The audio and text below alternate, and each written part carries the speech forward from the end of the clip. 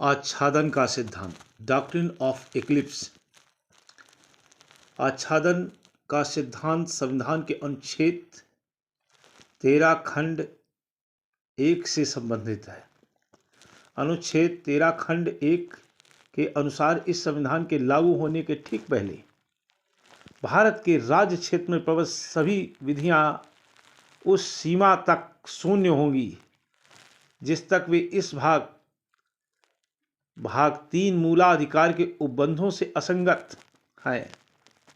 संविधान लागू होने से पूर्व भारत के नागरिकों को मौलिक अधिकार फंडामेंटल राइट्स उपलब्ध नहीं थे। संविधान का अनुच्छेद 13 खंड 1 संविधान से पूर्व निर्मित विधियों को शून्य नहीं बनाता। ये विधियां यथावत बनी रहेंगी, परंतु उनका वह अंश अप्रभावी या शून्य होने से निरस्त समझा जाएगा।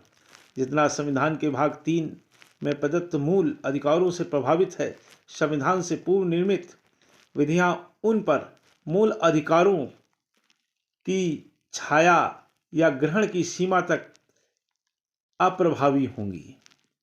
संविधान लागू होने के पश्चात संविधान से पूर्व लागू विधियों पर मौलिक अधिकारों का ग्रहण लग जाता है तथा ये विधियां इस ग्रहण या छाया की सीमा तक निष्प्रभावी समझी जाएंगी।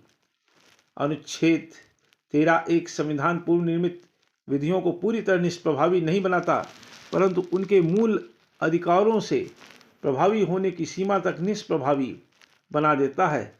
ऐसी विधियां प्रारंभ से निष्प्रभावी या शून्य नहीं होती, परंतु संविधान पूर्व अधिकारों तथा उत्तरदायित्वों के निमित्त जीवित रहते हैं।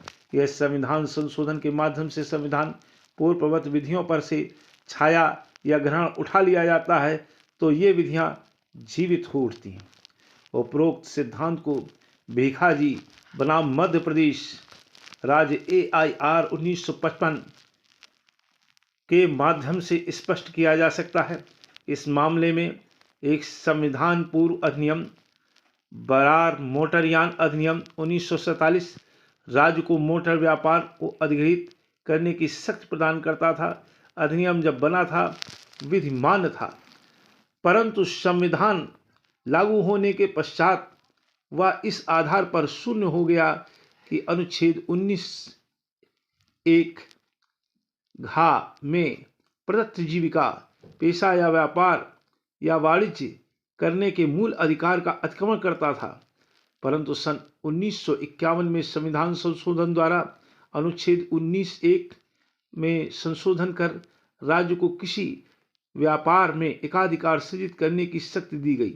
उच्चतम न्यायालय के अनुसार इस संविधान पूर्व अधिनियम पर संविधान के अनुच्छेद 1 घ की छाया या ग्रहण लग गया तथा यह निष्प्रभावी हो गई। परंतु ज्यों ही सन 1951 में संविधान में संशोधन कर उस छाया को दूर कर दिया गया, वह विधि पुनर्जीवित हो उठी।